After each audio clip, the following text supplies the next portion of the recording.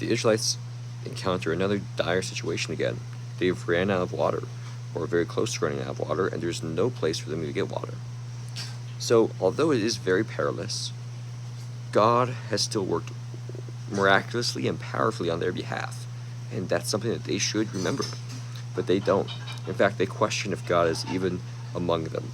That's what the contention is, asking if God is among them or not. And that God was still among them.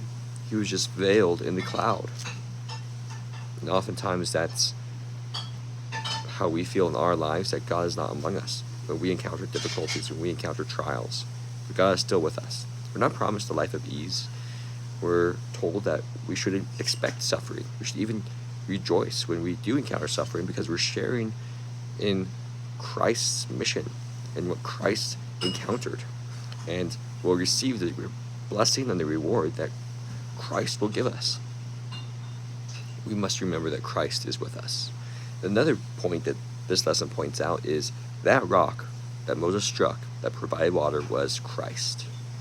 It was Christ. Christ did not bear anything that would draw people to himself. He wasn't the most beautiful person.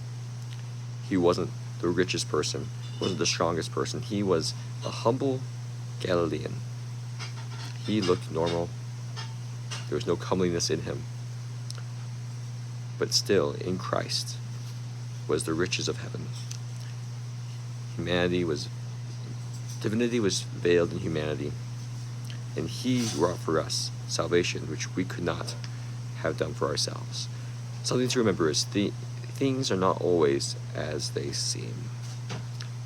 We might see with the eye of man, but God sees with the divine.